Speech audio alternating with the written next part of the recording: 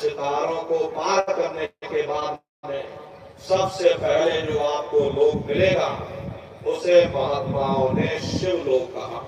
शिवलोक तमोगुणी स्थान है, वहां के मालिक शिव जी हैं, वो पार्वती जी के साथ में उस लोक में विराजमान है। चैतन्य धार जो ऊपर से नीचे आ रही, जिसे महात्माओं ने गंगा कहा, वे अपना केंद्र बिंदु शिवलोक को बनाती है। इसीलिए शिव जी की जटा में ये गंगा दर्शाई जाती है। इस लोक में असंख्य जीवात्माएं रहती हैं और ये सभी जीवात्माएं शिव स्वरूप में मौजूद होती हैं। जब आप वहां पहुंचोगे, शिव जी का जब प्रत्यक्ष दर्शन करोगे, तो आपका स्वरूप भी शिव के समान यानी कि शिव स्वरूप हो जाएगा। शिव जी का दर्शन करने के बाद में फिर घंटे शंख की आवाज को पकड़ करके फिर जब आप ऊपर चढ़ोगे, उसी के ऊपर ब्रह्मा जी का लोक आएगा।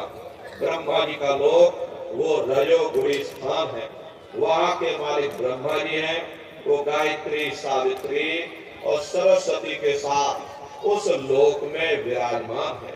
प्रेमी भाई बहनों, घंटे और शंख की आवाज को पकड़ करके रखना पड़ता है। यदि आपने उस आवाज को वहां छोड़ दिया तो सेकंड भर आपको नहीं लगेगा, धड़ाम से आप अपने शरीर में वापस लौट आओगे और इन बाहरी आंखों को खोल दोगे।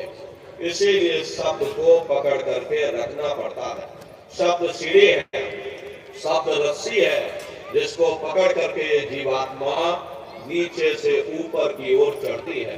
तो ब्रह्मा जी का दर्शन करने के बाद में फिर घंटे शंख की आवाज को पकड़कर फिर जब आप ऊपर चढ़ोगे, उसी के ऊपर विष्णु लोक आएगा। विष्णु लोक वो सतोगुणी स्थान है। वहाँ के मालिक विष्णु जी हैं। उनका बड़ा मनमोहक स्वरूप है। उनकी 4 भुजाएं हैं और चारों भुजाओं में शंख, गदा, पद्म और चक्र सुशोभित है। और आप क्षीर सागर में लक्ष्मी जी के साथ विराजमान हैं। ये तीनों देवता ब्रह्मा, विष्णु और महादेव अपने अपने लोक में बैठ करके राज कर रहे। एक रचयिता है जो हम जीवों को रचता है, एक पालनहार है जो हम जीवों को पालता है, एक संहार करता है जो हम जीवों को नष्ट कर देता है। एक का काम इस शरीर को बनाना, एक का काम इस शरीर की सुरक्षा करना, एक का काम इस शरीर को नष्ट कर देना। इनकी जो माता है वो आद्या महाशक्ति है। ब्रह्मा, विष्णु, महादेव लोक के ऊपर वो आद्या महाशक्ति का लोक आता है। उसी को देवी दुर्गा का लोक कहा जाता है। अरे आप लोग 9 दुर्गे की पूजा करते हो, व्रत रखते हो, उपवास रखते हो, जगह जगह देवी दुर्गा की मूर्ति बनाते हो, और सब लोग 9 दिन 9 दुर्गे की पूजा करते हैं। प्रेमी भाई बहनों, ये तो आपकी श्रद्धा है देवी दुर्गा के प्रति, ये आपकी आस्था है। लेकिन महात्माओं ने कहा था, भाई सही मायने में तुम्हारी 9 दुर्गे पूजा कब सफल होगी? जब तुम 9 द्वारों से अपने ख्याल को समेट करके रजोगुण, तमोगुण, सतोगुण यानी ब्रह्मा, विष्णु और महादेव के लोक को पार करके जब तुम वहां देवी दुर्गा का दर्शन कर लोगे, तब सही मायने में तुम्हारी 9 दुर्गे पूजा सफल होगी। वहां देवी दुर्गा का दर्शन करने के बाद में तुम्हारी भौतिक मनोकामनाएं पूर्ण हो जाती हैं।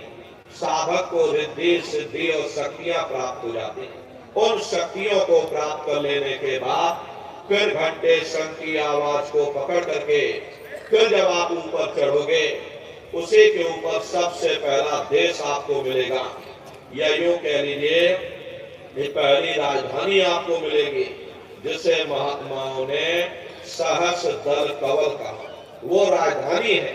जैसे आपके उत्तर प्रदेश की राजधानी देखिए लखनऊ है और गाजीपुर आपका जिला है, इसी तरह प्रेमी भाई बहनों वो सहस दल कवल राजधानी है। और ये ब्रह्मा, विष्णु, महादेव के जो लोक हैं उस राजधानी के अंतर्गत आने वाले जिले हैं। और राजधानी का जो मालिक है वो निरंजन भगवान है। ये ब्रह्मा विष्णु महादेव ये निरंजन भगवान के ही पुत्र हैं, और ये आद्या महाशक्ति देवी दुर्गा ये निरंजन भगवान की अर्धांगिनी है। और निरंजन भगवान स्वयं तीनों लोकों के मालिक हैं। उन्हीं को त्रिलोकीनाथ कहा जाता है। हिंदू उन्हीं को परमात्मा कहते हैं, मुसलमान उन्हीं को खुदा कहते हैं, ईसाई उन्हीं को गॉड कहते हैं। ये जल एक है।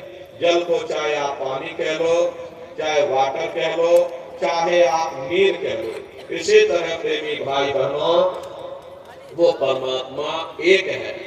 हम लोग लफ्जों के झगड़े में उलझे हुए हैं। घंटे और शंख की आवाज जो हर इंसान के अंदर गूंज रही, वो आवाज उन्हीं के मुखार बिंद से हो रही। निरंजन भगवान का जो स्वरूप है वो ज्योति स्वरूप है। हजार बाती की अखंड ज्योति वहां पर बराबर जल रही। परम प्रकाश रूप दिन राती, नहीं कछु चाहिए दिया घृत बाती। अरे हम आप घरों में मंदिरों में ज्योति जलाते हो, ये तो हम आप उसकी नकल करते। इस ज्योति में तेल की जरूरत पड़ती है, बाती की जरूरत पड़ती है। तेल बाती खत्म हो जाए, ज्योति तुम्हारी बुझ जाएगी। लेकिन वो अखंड ज्योति वहां पर ऐसी जल रही जिसमें ना तेल की जरूरत है और ना बाती की जरूरत है। अरे महात्माओं ने लिखा है, उल्टा कुआ गगन में जिसमें जले चिराग, जिसमें जले चिराग, बिना रोगन बिन बाती, शहर तुम्हारा मास जरत रहे दिन राती। सतगुर मिले जो होए ताहि की नजर में आवे, बिन सतगुर नहीं कोई वाह को दर्शावे। वो अखंड ज्योति ऐसी है जिससे पूरा ब्रह्मांड प्रकाशवान हो रहा। जितनी भी अवतारी शक्तियां आई, भगवान राम आए, राम को वहीं से नीचे उतारा गया। इसीलिए उस देश को अयोध्या नगरी या कौशलपुर देश भी कहा जाता है। गोस्वामी जी महाराज जब साधना करके वहां पहुंचे, तभी गोस्वामी जी महाराज ने रामचरितमानस में लिख दिया। देखो प्रेमी भाई बहनों, रामचरितमानस में गोस्वामी जी महाराज ने जो भी लिखा है वो सब अंतर का भेद लिखा। जब उन्होंने साधना किया, साधना करके जब ऊपर गए, जो कुछ उन्होंने ऊपर जा करके देखा वो रामचरितमानस में लिख दिया। अरे आप लोग ऊपर गए नहीं, आपने कुछ देखा नहीं, इसीलिए आप अर्थों को समझ नहीं पाते हो और अर्थ का अनर्थ कर देते। तो क्या लिखा गोस्वामी जी महाराज ने? देखिए गोस्वामी जी महाराज रामचरितमानस में लिखते हैं कि मोद्यो नैन त्रसत में भयो, पुर चितवत कौशलपुर गयो। जब मैंने अपने बाहर की आंख बंद की, मेरी अंतर की आंख खुल गई और मैं क्या देख रहा हूँ, मैं कौशलपुर देश में पहुंच गया। मोहे विलोक राम मुस्काई, मुझे देख करके भगवान राम प्रसन्न हो गए। उन्होंने ऊपर जाने का मुझे रास्ता दे दिया। मैं ऊपर जा करके क्या देख रहा हूँ, उधर माज सुनंड जलाया, देखे बहु ब्रह्मांड निकाया, अति विचित्रता लोक अनेका, रचना अधिक एक।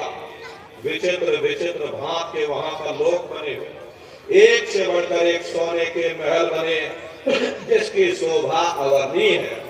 प्रेमी भाई बहनों, वो असली अयोध्या नगरी है, वो भगवान राम का असली देश है।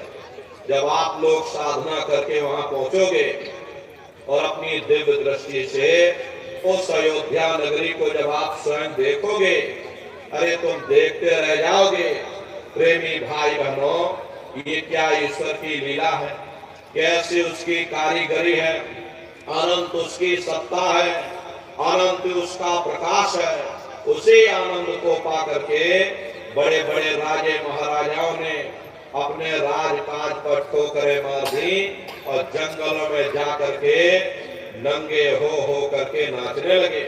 इतना आनंद, इतनी खुशी उन साधकों को होती है मीराबाई को जब वो दौलत मिल गई, मीराबाई ने अपना राजपाट छोड़ दिया और मीराबाई कहने लगी, मैं मिल जाए पाए पियो अपना, तब मेरी पीर बुझानी, मीरा सूरत शब्द सहलानी।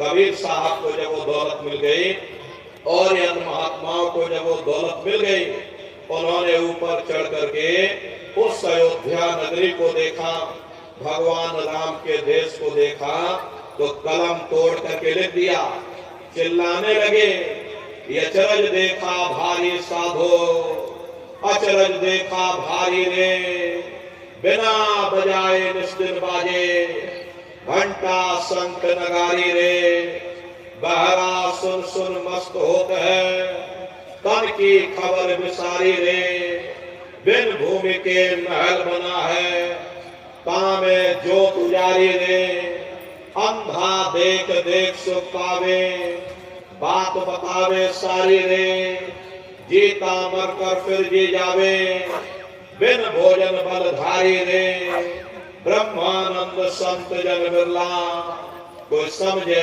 बात हमारी रे। प्रेमी भाई बहनों, वो असली अयोध्या नगरी है, वो भगवान राम का असली देश है। अरे राम जी का दर्शन करने के बाद में फिर तुम्हारी यही जीवात्मा दूसरे मंडल की आवाज को पकड़ करके और दूसरे मंडल की चढ़ाई करेंगे। देखो प्रेमी भाई बहनों, घंटे और शंख की आवाज आपको पहले मंडल पर यानी भगवान राम के देश में पहुंचा देगी, लेकिन उसके ऊपर वो आवाज नहीं जाएगी। जब आप दूसरे मंडल की चढ़ाई करोगे तो दूसरे मंडल से दूसरा शब्द ऊपर से नीचे की ओर उतर रहा, वो शब्द आपको पहले मंडल पर सुनाई पड़ेगा और उसी शब्द को पकड़ करके, उसी धुन को पकड़ करके ये जीवात्मा फिर दूसरे मंडल की चढ़ाई करती है। शाम तज श्वेत को कहना, सुरत को तान धुन सुनना, पंख के द्वार धस बैठो, त्रिकुटी जाय कर लेना। उसी के ऊपर दूसरा देश आता है जिसे महात्माओं ने त्रिकुटी देश कहा। वहाँ के जो मालिक हैं वो ब्रह्म है, वहीं से मन और माया की उत्पत्ति हुई, वहीं से तीन गुण रजोगुण, तमोगुण, सतोगुण, तीनों गुणों की उत्पत्ति वहीं से हुई। ये जो आपके वेद हैं, वेदों को सारी दुनिया पढ़ती है, वेदों की भी उत्पत्ति उसी स्थान से हुई है। महात्मा कहते हैं कि त्रिकुटी महल में विद्या सारा, घर हर गरजे बजे नगारा, लाल वरण सूरज उजियारा। वहां पर दो धुने, बादलों की गर्जन और मृदंग की आवाज उस लोक में गूंजती रहती है। जैसे पहले स्थान पर भगवान राम के देश में घंटे और शंख की आवाज गूंजती है, ऐसे दूसरे मंडल पर यानी कि ब्रह्म के देश में बादलों की गर्जन और मृदंग वहां पर बजता रहता, ओम का जाप बराबर वहां होता रहता। ब्रह्म का जो स्वरूप है लाल वरण सूरज उजियारा, ये सूरज कुछ नहीं है। ऐसे तुम लाखों लाख सूर्य इकट्ठे करोगे तो वहां का एक सूर्य बनेगा। प्रेमी भाई बहनों, ब्रह्म का जो स्वरूप है वो सुबह के लाल सूर्य के समान है, इसीलिए वहां का पूरा ब्रह्मांड लाल है।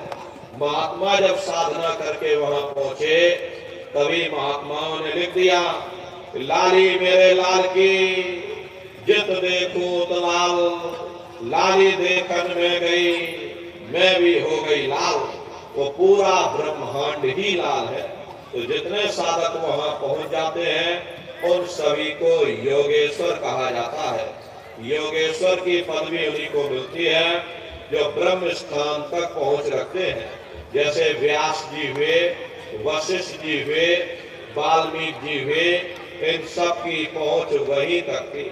इसीलिए कहा गया कि वाल्मीकि भय ब्रह्म समाना।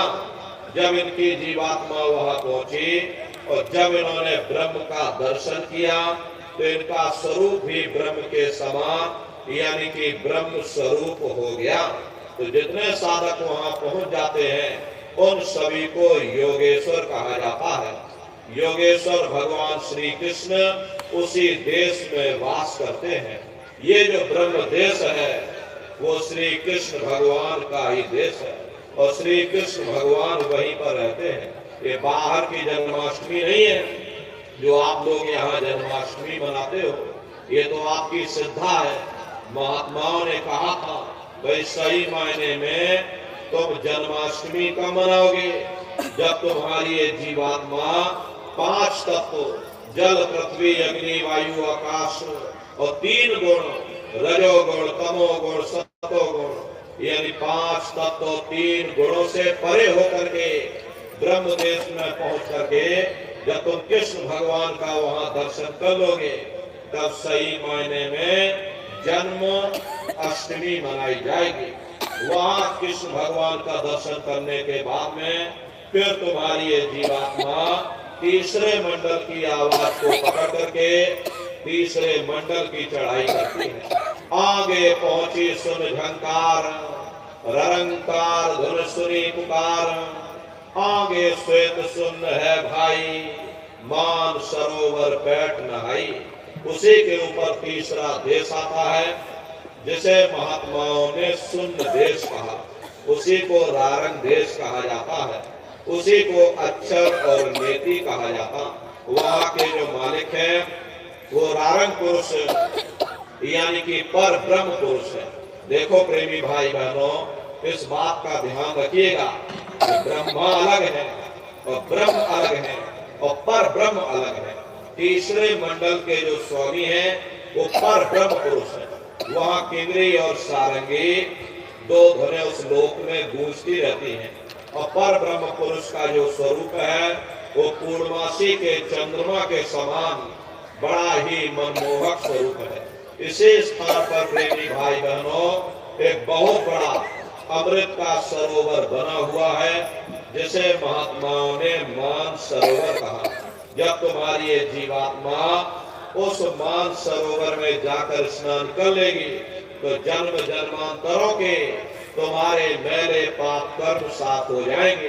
अरे यहाँ के पानी से तुम्हारे कर्मों की सफाई नहीं होने वाली, ये बाहर का पानी तुम्हारे शरीर के मैल को धो सकता है, लेकिन जो पापों का मैल है, जो अंतःकरण में कर्मों की गंदगी पुण्य और पाप के बोझे जो आपने अपने सिर पर लाद रखे हैं वो जब साफ होंगे जब आप तीसरे मंडल पर पहुंच करके उस गंगा में डुबकी लगाओगे।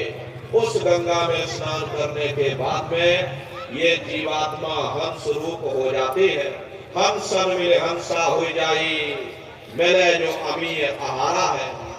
जीवात्मा का खुद का प्रकाश उस अमृत के सरोवर में स्नान करने के बाद में 16 सूर्य के बराबर हो जाता। फिर यही जीवात्मा चौथे मंडल की आवाज को पकड़ करके और चौथे मंडल की चढ़ाई करती है। 2 पर्वत के संग निहारो भंवर गुफा ते संग पुकारो। 2 पर्वतों को पार करने के बाद में वो बड़ा सुंदर देश आता है जिसे महात्माओं ने भंवर गुफा कहा। वहाँ के जो मालिक हैं वो सोहंग पुरुष हैं। वहाँ बंशी यानी मुरली की मधुर ध्वनियां सदा उस लोक में उच्चारण होती रहती और सोहंग पुरुष का जो स्वरूप है वो दोपहर के सूर्य के समान महाप्रकाशवान स्वरूप है। अरे स्वरूप में अंतर है। पहले स्थान पर निरंजन भगवान का जो स्वरूप है वो ज्योतिष स्वरूप है। दूसरे स्थान पर ब्रह्म का जो स्वरूप है वो सुबह के लाल सूर्य के समान है और तीसरे स्थान पर ब्रह्म पुरुष का जो स्वरूप है वो पूर्णमासी के चंद्रमा के समान है और चौथे स्थान पर सोहंग पुरुष का जो स्वरूप है वो दोपहर के सूर्य के समान महाप्रकाशवान स्वरूप है। वहाँ के धनी का दर्शन करने के बाद में ताके परे धाम सतनामा बीन बजे सतलोक ठिकाना। सोहंग देश के ऊपर वो 5वां देश आता है जिसे महात्माओं ने सचखंड देश कहा। वो सचखंड देश अजर अमर अविनाशी सदा एक रस रहने वाला देश है। वहाँ न काल है, न कर्म है, न दुख है, न संताप है, न पुण्य है, न पाप है। जो जीवात्माएं वहां तक पहुंच जाती हमेशा के लिए जन्म मरण के बंधनों से आजाद हो जाती। वहाँ के जो मालिक हैं वो सब पुरुष भगवान हैं, जिनके रोम रोम में खरबों खरब सूरज चांद सितारे प्रकाश हुआ। वही हमारे आपके सच्चे मालिक हैं, वही हमारे आपके सच्चे पिता हैं। हमको आपको वही से नीचे उतारा गया, फिर शब्द को पकड़ करके शब्द शब्द पौड़ी पर चढ़कर पहुंचो सचखंड सतनाम। तो शब्द का पकड़ में आएगा जब आप लोग भजन करोगे। और भजन कैसे किया जाएगा जरा अच्छी तरह समझ लो। ये आंख और कान को बंद करिएगा, लेकिन मन को रोकिएगा। ऐसे समय पर तुम्हारा ये मन जरूर भागेगा। अभी आप यहाँ सत्संग में बैठे हो, शरीर भले तुम्हारा यहाँ बैठा है, लेकिन मन सारी दुनिया में भाग रहा। और किसी को बाल बच्चों की याद आ गई, मन बाल बच्चों में पहुंच गया। कोई दुकान दफ्तर छोड़ करके आया, मन दुकान दफ्तर में पहुंच गया। किसी को कोई बात याद आ गई, मन आपस में बातचीत करने लगा। शरीर यहाँ बैठा है, मन सारी दुनिया में भाग रहा। ऐसे भजन से कोई लाभ नहीं होगा। कबीर साहब ने कहा है कि कबीर पापी भगत न भावई, हर पूजा न सोहाए, माखी चंदन पर हरे, जहाँ विगम तहाँ जाए। जैसे मक्खी चंदन या कस्तूरी पर नहीं बैठती है, बल्कि रात दिन गंदगी में भिनभिनाती रहती, ठीक उसी प्रकार से हम मनुष्यों का हाल है। हमारे आपके बुरे खोटे पाप कर्म हमें महात्माओं की तरफ जाने नहीं देते, उनके वचनों को सुनने नहीं देते। ये सब हमारे मन की खुरापात है। जिन्होंने मार डाला उन्हीं को सूरमा कहना, बड़ा बैरी ये मनघट में, किसी का जीत न कटना। अगर दुनिया में कोई हमारा दुश्मन है वो केवल तुम्हारा अपना ये मन है। ये मन रूपी रावण कब मरेगा? जब 9 द्वारों पर फतेह हासिल करके तुम यहाँ 10वें द्वार पर चढ़ जाओगे, तब सही मायने में दशहरा मनाई जाएगी। अरे बाहर की दशहरा नहीं है जो लकड़ी का रावण बना देते हो और फूक फाक करके घर चले आते, कहते भाई हमने रावण मार दिया। अरे महात्माओं ने कहा था भाई सही मायने में तुम दशहरा कब मनाओगे? जब 9 द्वारों पर फतेह हासिल करके तुम यहाँ 10वें द्वार पर चढ़ जाओगे, तब सही मायने में विजयदशमी मनाई जाएगी। तब ये मन रूपी रावण तुम्हारा मरेगा और तब तुम्हारी ये जीवात्मा, इसी जीवात्मा को महात्माओं ने राम कहा।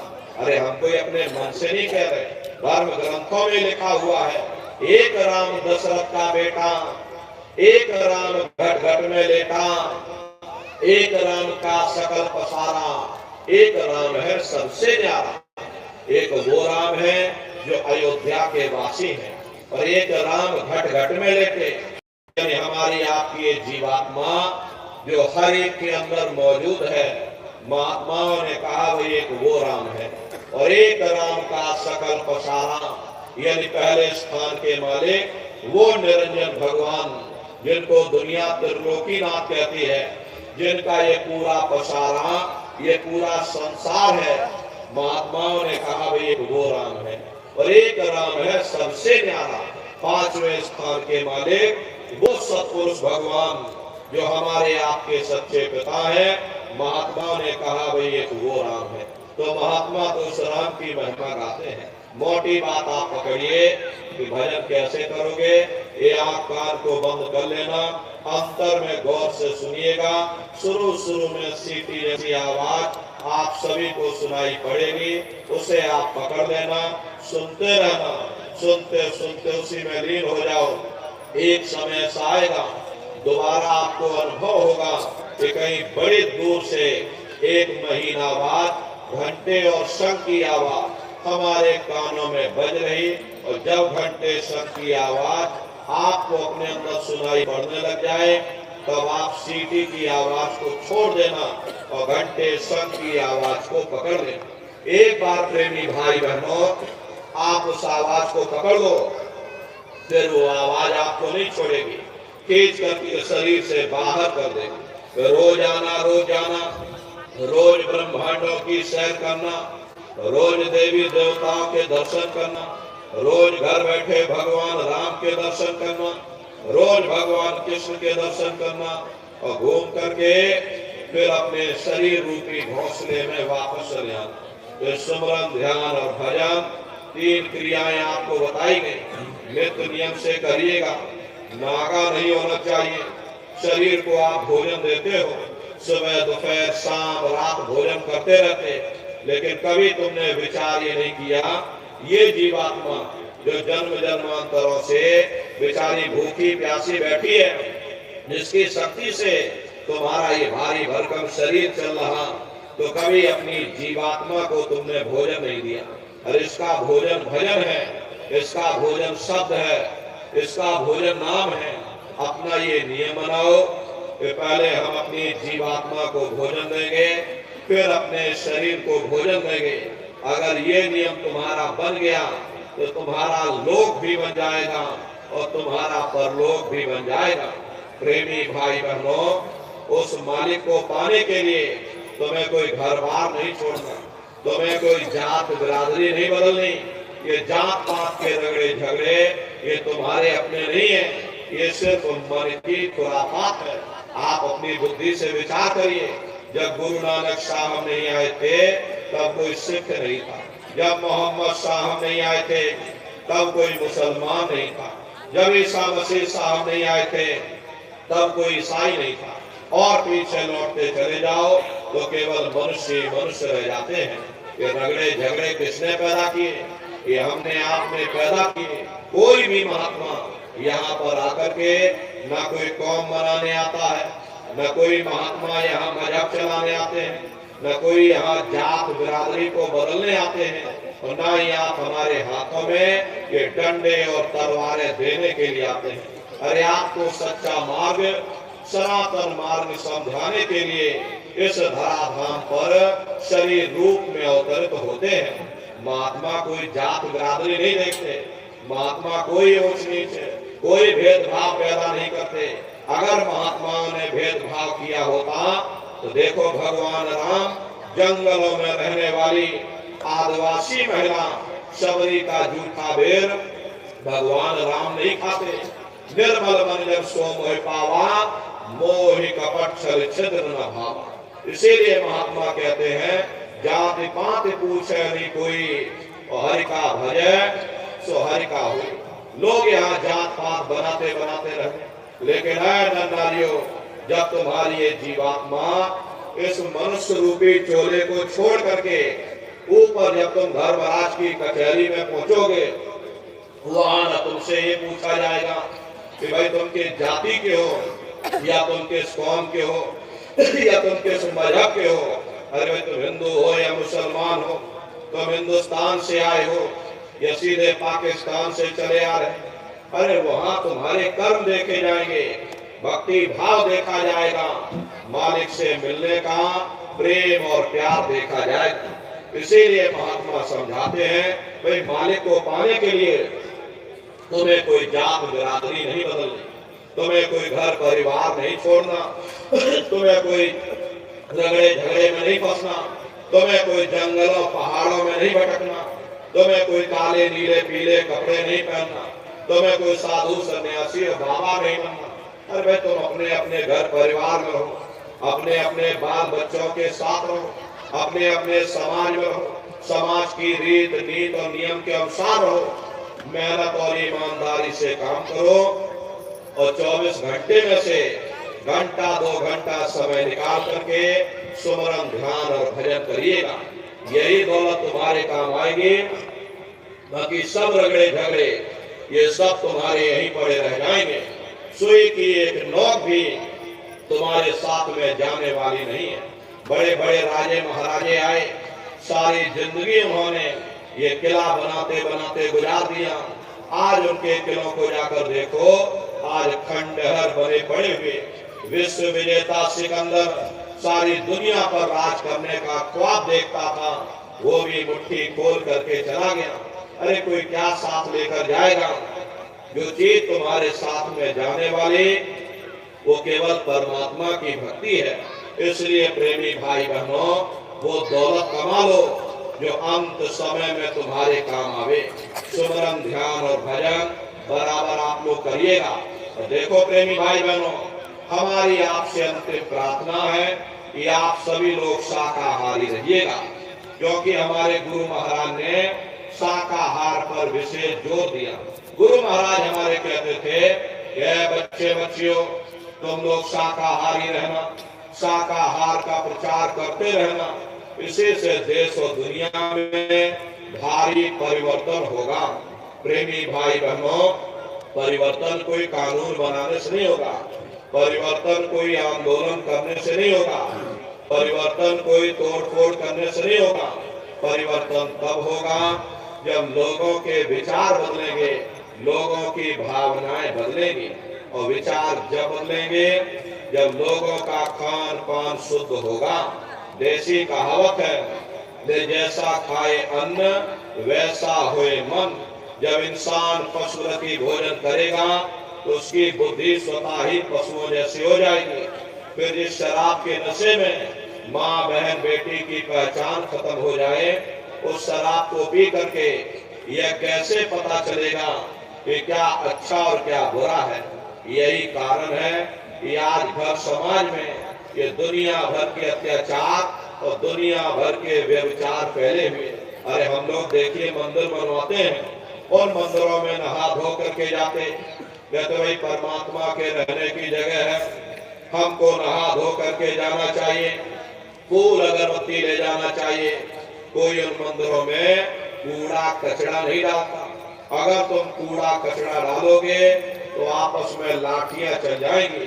फिर ये जो हरि मंदिर है, ये पंच भौतिक शरीर जिसे महात्माओं ने हरि मंदिर कहा, इसमें तुम हाड़ मांस के लोथड़े डालते हो, इसमें तुम शराब के कतरे डालते हो, इसमें तुम मुर्गा मुर्गी काट करके डाल रहे, इसमें तुम मांस मछली काट करके डाल रहे। अपने बनाए हुए ईंट गारे के मंदिर की कद्र करोगे और परमात्मा के बनाए हुए इस मानव मंदिर को तुमने जीते जी कब्रिस्तान बना दिया तो सख्त सजा मिलेगी। अरे महात्माओं ने लिखा है कि तिल भर मच्छी खाए के कोट गऊ दान, काशी करवट जा मरे निश्चय नरक दान।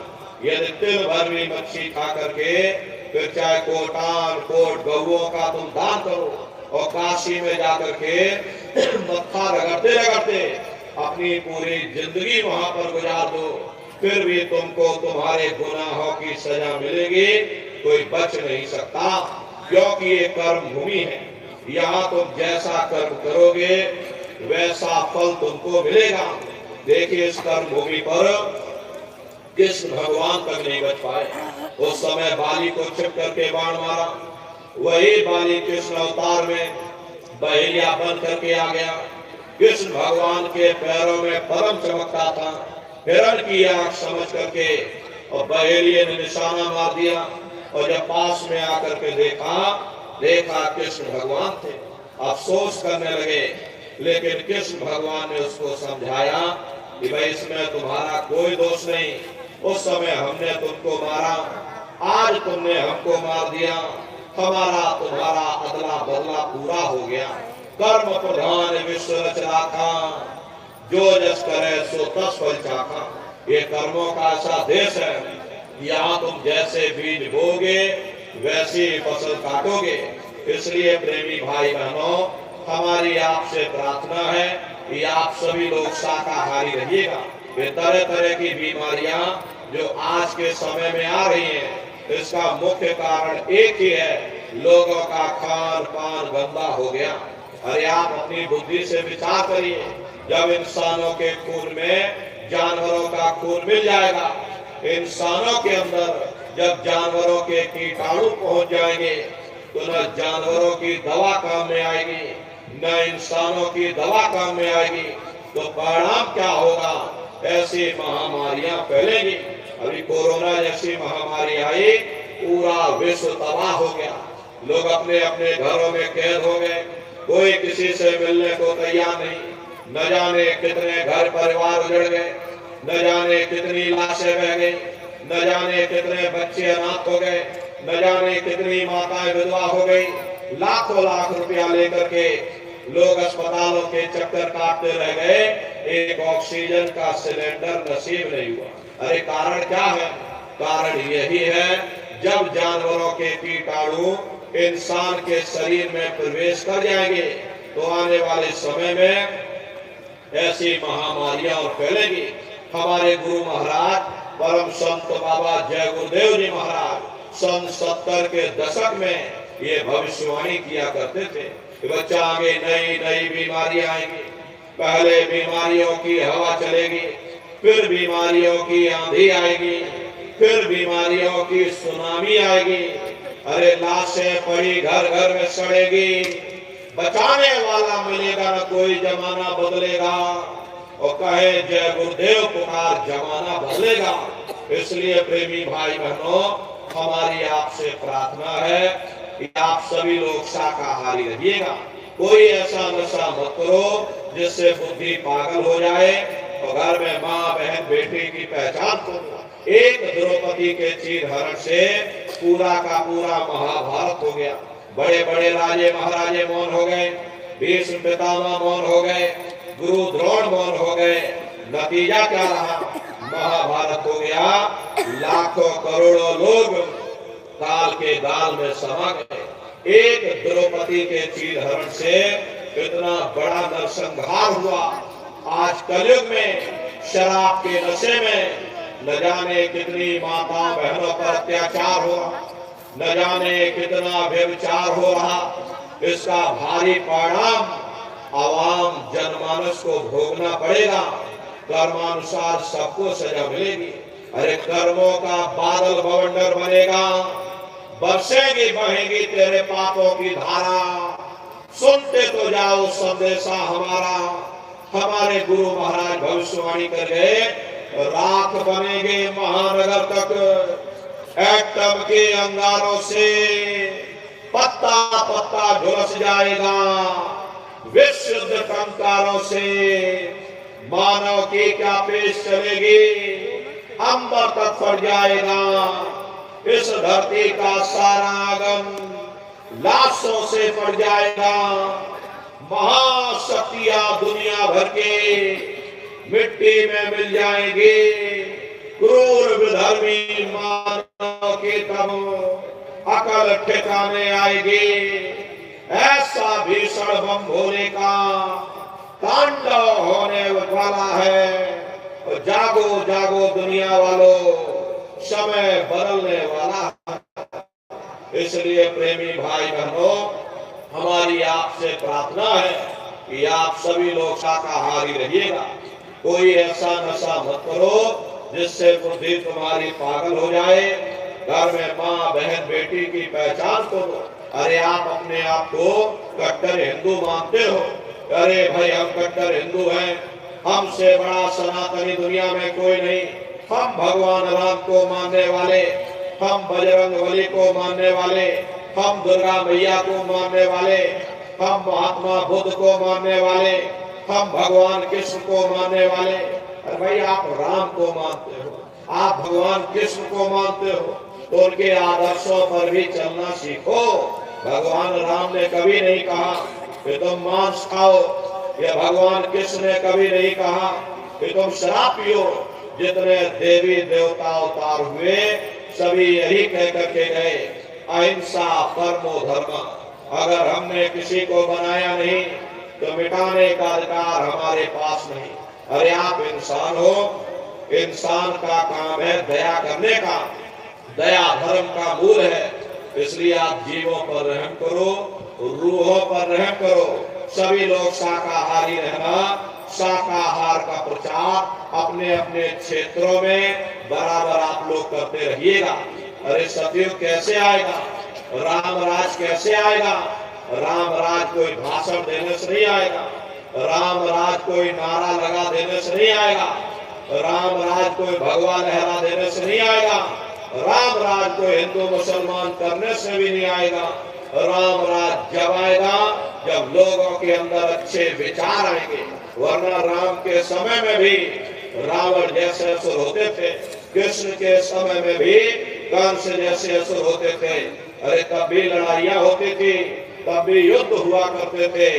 राम राज का मतलब है अच्छे विचारों का आना, और अच्छे विचार जब आएंगे जब हर इंसान मानव धर्म का पालन करेगा। अरे मानव धर्म क्या कहता है? सत्य, दया, अहिंसा, प्रेम और करुणा, यही मानव धर्म का आधार है। जब मानव के अंदर मानवता आ जाएगी, मानव के अंदर दया आ जाएगी, मानव के अंदर करुणा आ जाएगी, ये मानव दूसरों की पीड़ा को अपनी पीड़ा समझने लग जाएगा। अरे जब इंसान के अंदर इंसानियत आ जाएगी तब सही मायने में देश में राम राज आ जाएगा। इसीलिए महात्माओं ने कहा है कि राम राज को लाना है तो पहले मानव धर्म अपनाना है। मानव को पहले मानव धर्म अपनाना पड़ेगा, मानव को मानवीय गुण अपनाने पड़ेंगे। इसीलिए हमारे गुरु महाराज कह करके गए कि बच्चा गांव गांव, गली गली, मोहल्ले मोहल्ले जा करके तुम हमारे संदेशों को जन जन के बीच में पहुंचा दो। गांव गांव के लोग शाकाहारी हो जाएं, गांव गांव के लोग सदाचारी हो जाएं, गांव गांव के लोग चरित्रवान हो जाएं, आंखों में माँ बहन बेटी की पहचान कायम हो जाए। तो जब हमारा ये गांव बदल जाएगा तो पूरा समाज बदल जाएगा, निश्चय ही कलयुग में सतयुग आ जाएगा। इसलिए प्रेमी भाई बहनों, धर्म के प्रचार में आप सभी लोग अपना अपना योगदान दीजिएगा। देखिए हमारे गुरु महाराज को, हमारे गुरु महाराज परम संत बाबा जय गुरुदेव जी महाराज ने एक अच्छे समाज के निर्माण के लिए, चरित्रोत्थान के लिए, लोगों को शाकाहारी और सदाचारी बनाने के लिए 116 वर्ष की आयु तक अथक मेहनत और परिश्रम किया। हमारे गुरु महाराज ने अपने गुरु की याद में मथुरा दरबार में इतना विशाल मंदिर बनवाया। गुरु महाराज हमारे कहते थे कि बच्चा मंदिर का वो देवता वहां पर बैठ करके बरकत बांट रहा। अरे आप लोग आइए, वहां कोई रुपया पैसा नहीं चढ़ाया जाता, कोई चंदा चुटकी नहीं। अरे आप लोग आए, मंदिर के देवता के सामने अपनी एक बुराई को चढ़ा दीजिए। वहां पर बुराई चढ़ाई जाती है कि हम आज से मांस मछली नहीं खाएंगे, हम आज से अंडा शराब का सेवन नहीं करेंगे, हम आज से झूठ नहीं बोलेंगे, हम आज से किसी को धोखा नहीं देंगे। अरे आप अपनी एक बुराई चढ़ा दो, आपकी एक मनोकामना पूरी होगी। ऐसा वरदानी मंदिर हमारे गुरु महाराज ने अपने गुरु की याद में मथुरा दरबार में बनाया है। तो प्रेमी भाई बहनों, समय निकाल करके दरबार में आप लोग पधारिएगा। देखिए अभी होली का कार्यक्रम 3, 4 और 5 मार्च, ये 3 दिवसीय होली का कार्यक्रम मथुरा दरबार में होने जा रहा। तो आप सभी प्रेमी भाई बहन होली के अवसर पर सब परिवार सादर आमंत्रित है, आप लोग पधारिएगा अपने दरबार का दर्शन करना। देखिए मथुरा दरबार में हमारे गुरु महाराज की एक छोटी सी गौशाला भी है। हमारे गुरु महाराज के पास में कुल 2 गाय थी। 2 गायों का इतना बड़ा परिवार है। ये आज के समय में करीब करीब 3000 गाय हैं और 3000 के ऊपर सांड है। गौशाला अलग है और नंदीशाला अलग है। हमारे यहाँ किसी को बाहर नहीं भेजा जाता, क्योंकि हमारे गुरु महाराज कह करके गए कि बच्चा इनको यही रखना, यही सेवा पानी करना। इसीलिए चाहे गाय हो या चाहे बैल हो, हमारे यहाँ किसी को बाहर नहीं भेजा जाता। गायों के लिए अलग से गौशाला है और सांडों के लिए अलग से नंदीशाला बनी है। उसी के बगल में अपना एक बहुत बड़ा कॉलेज है जिसमें 2,500 से 3,000 बच्चे निःशुल्क विद्याध्ययन करते हैं। कॉपी किताब, पढ़ाई लिखाई, भोजन पानी बिल्कुल निःशुल्क है। उसी के बगल में अपना एक बहुत बड़ा अस्पताल है। प्रेमी भाई बहनों, वो गुरु महाराज की कर्मभूमि है और हमारे गुरु महाराज की जन्मभूमि, जहां पर हमारे गुरु महाराज का जन्म हुआ, जिला इटावा, ग्राम खितौरा में पड़ता है। जैसा भव्य मंदिर मथुरा दरबार में बना हुआ, उसी तरह से भव्य मंदिर गुरु महाराज की जन्मभूमि पर बन करके तैयार हो चुका। ये जो आप पोस्टर देख रहे हो, ये गुरु महाराज की जन्मभूमि का मंदिर है। इधर जो पोस्टर लगा है, ये मथुरा दरबार का मंदिर है। तो समय निकाल करके दरबार में आप लोग पधारिएगा, अपने अपने बच्चों को भी साथ में लेकर के आइएगा। हम लोग ये सोचने लगते हैं, अरे बच्चों को क्या करेंगे ले जाकर, ये बच्चे छोटे हैं, इनको घर में रहने दो, इनको पढ़ाई लिखाई करने दो। अरे पढ़ाई लिखाई जरूरी है प्रेमी भाई बहनों, लेकिन पढ़ाई लिखाई के साथ साथ अच्छे संस्कार भी जरूरी है। ऐ माताओं बहनों, ये बच्चे तुम्हारी धरोहर है, ये बच्चे तुम्हारे जीवन की पूंजी है। अपनी पूंजी को संभाल करके रखिएगा। फिर बच्चों को आप बचपन से तैयार करो, इनको अच्छी शिक्षा देना, इनको अच्छे संस्कार देना, इनको शाकाहारी बनाना, इनको सदाचारी बनाना, इनको चरित्रवान बनाना, इनको भी तुम राम और कृष्ण बना दो।